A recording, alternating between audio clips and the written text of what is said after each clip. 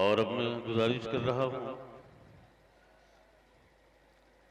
55 number کے مصاحف سے تشریف لے آئے۔ ارتداد کے موضوع پر آپ نے بڑی عمدہ تقریر سماعت فرمائی ہے۔ کاش کہ ہم اس قسم کی تقریروں سے، خطابوں سے بیدار ہو جاتے اور اس بات کے لیے کمر بستہ ہو جاتے کہ یہ زخم منمل ہو جاتا، بھر جاتا، مگر افسوس کہ ایک دو زخم نہیں پورا بدن چھلنی ہے، درد بیچارہ پریشان ہے کہاں سے اٹھے۔ تو ہاں شکریہ۔ الحمد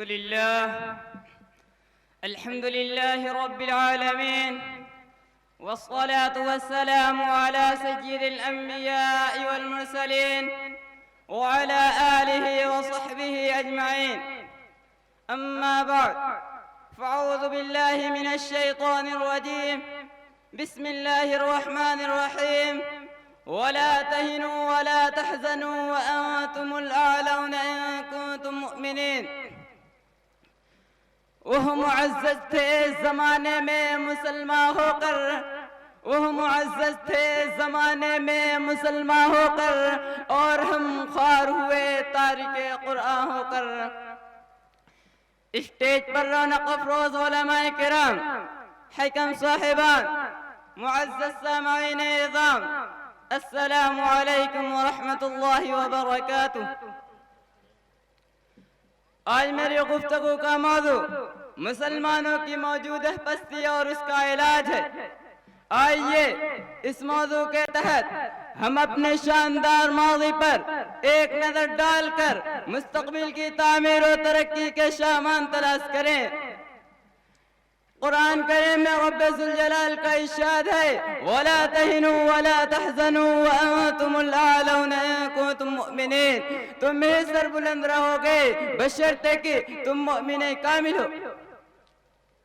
یہ ارشاد باری ہماری تاریخ کا اختصار ہے اور اسی میں ہماری ترقی کا راز منبع ہے۔ تاریخ کے سینکڑوں واقعات یہ بتانے کے لیے کافی ہیں کہ جب بھی ہمارا رشتہ اللہ سے اور اس کے دین سے مضبوط رہا تو سربلندی و کامیابی نے ہمارے قدم چومے، اور جب کبھی اس رشتہ میں کسی قسم کی کمزوری آئی تو ہم عزت و رفعت کے آسمان سے ذلت و پستی کے غار میں جا گرے۔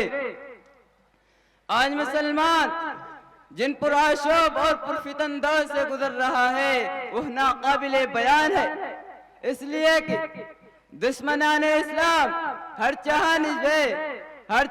جانب سے انہیں نیست و نابود کرنے کی زبردست مہم چلا رہے ہیں۔ کہیں مسلمانوں اور ان کی دینی دستگاہوں پر حملے کیا جا رہا ہے تو کہیں علماء اور فضلاء کو بے خوبن سے اکھاڑ پھینکنے کی بات کی جا رہی ہے، تو کہیں مسلم نوجوانوں کو گرفتار کر کے ان کو سلاخوں کے پیچھے ڈالا جا رہا ہے، تو کہیں فرقہ وارانہ فساد برپا کر کے مسلمانوں کی معاشرتی زندگیوں کو درہم برہم کیا جا رہا ہے، تو کہیں مدارس و مکاتب کو بدنام کیا جا رہا ہے، تو کہیں مسلمانوں کو روئے زمین سے ختم کرنے کی بات کی جا رہی ہے۔ میرے محترم بزرگوں دوستوں، آپ دور نہ جائیں، خود اپنے ملک کو دیکھیے آج ہمارے ساتھ کیا نہیں کیا جا رہا ہے۔ کون سے ایسے مظالم ہیں جن کو ہم برداشت نہیں کر رہے ہیں، حالانکہ اسی ملک کے اندر ہماری حکومت رہی ہے، اور آج ہمارا حال یہ ہے کہ ہم اطمینان کے ساتھ زندگی نہیں گزار سکتے۔ کبھی ہمارے قتل کی تدبیریں سوچی جاتی ہیں تو کبھی ہمیں ملک سے نکالنے کے لیے منصوبے بنائے جاتے ہیں، تو کبھی ہمیں غیر ملکی کہہ کر بدنام کیا جاتا ہے۔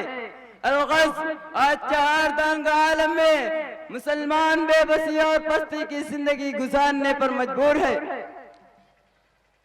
حضرات گرامی، چاہیے تو ہمیں یہ تھا کہ ہم مسلمانوں کی بے بسی اور بے قسی کو دیکھ کر ان کے زخموں پر مرہم رکھتے، بجائے اس کے کہ ہم ان کے زخموں پر مرہم رکھتے ہم خود نمک پاشی کرنے لگے۔ اور مسلمانوں کو یہ طعنہ دیا جا رہا ہے کہ مسلمان آج ذلیل و خوار ہو رہا ہے، یہ صرف اس وجہ سے کہ انہوں نے جدید سائنسی علوم اور ٹیکنالوجی سے منہ پھیر لیا۔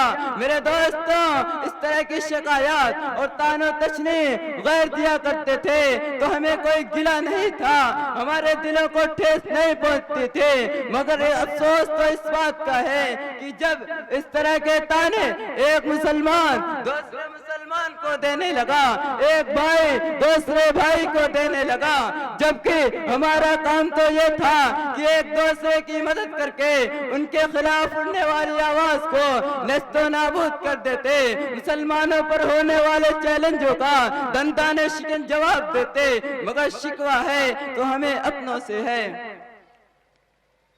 اسلام کے پاسبانوں، اسلام نے ہمیں بہت بڑا مقام عطا فرمایا ہے، مگر افسوس ہم نے اس کی قدر نہ کی اور اپنے اصل مقام سے ہٹ گئے۔ مسلمانوں سمجھو اور ہوشیار ہو جاؤ، ورنہ لاپرواہی اور بے توجہی کا عالم رہا تو یاد رکھیے کہ ایک وقت آئے گا کہ ہماری باعظمت اور سربلند تاریخ دنیا کی تمام تاریخوں کے سامنے پست نظر آئے گی۔ آج ہمیں سمجھنا چاہیے اور غور و فکر کرنا چاہیے کہ ہماری طرف تباہی و بربادی کے ہاتھ بڑھ رہے ہیں، ظلم و ستم کے پہاڑ ٹوٹ رہے ہیں، شکنجوں میں دبانے کی کوشش کی جا رہی ہے، آخر ان کی وجہ کیا ہے اور کیوں ہو رہا ہے؟ تو یاد رکھیے اس کا جواب ہو سکتا ہے تو صرف اور صرف یہی ہو سکتا ہے کہ آج کا مسلمان نہ رہا، آج ہم اپنے مسلمان ہونے کا جھوٹا دعویٰ کرتے ہیں، قوانین اسلام سے منہ موڑ کر، اسلام کے اصولوں کو توڑ کر پھر اپنے آپ کو مسلمان پیش کرتے ہیں۔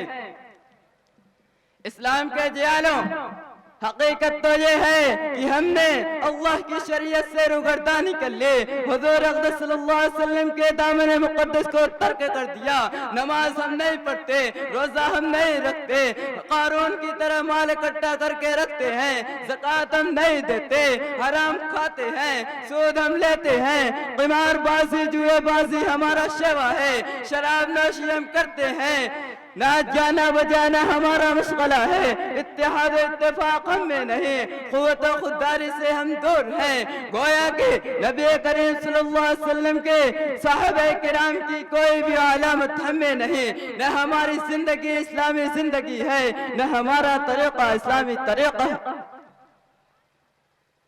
میرے دوستوں، آپ حضرات صحابہ کرام کی سیرتوں کا مطالعہ کیجئے، اولیاء اللہ کی داستان کو پڑھیے تو معلوم ہوگا کہ ان کے سامنے غیروں کے سر کیوں جھکے ہوئے تھے۔ کیا یہ حضرات جدید سائنسی علوم میں مہارت رکھتے تھے یا یہ حضرات علوم اصلیہ کو جانتے تھے؟ نہیں، بلکہ اصل بات تو یہ تھی کہ ان کا ایمان مضبوط تھا، احکامات الہیہ پر چلنے والے تھے، تعلیمات نبی صلی اللہ علیہ وسلم کو مضبوطی سے پکڑے ہوئے تھے۔ اگر آج ہم ذلیل و خوار ہو رہے ہیں تو اس میں کوئی افسوس کی بات نہیں، کیونکہ کلاڑی اپنے پاؤں پر ہم نے خود ماری ہے۔ آج ہمارے پستی میں ہونے کی سب سے بڑی وجہ یہ ہے کہ ہم نے احکامات الہیہ کو چھوڑ دیا۔ میں اسی بات پر اپنی تقریر کو ختم کرتا ہوں، وما علینا الا البلاغ۔ الحمدللہ یہ نوخیز مقرر بڑے پرسوز انداز میں ہم کو آئینہ دکھا رہا تھا۔ ذمہ دار اپنی تباہی کا میں خود ہوں، لوگوں ان کی نظروں کو نہ الزام لگایا جائے۔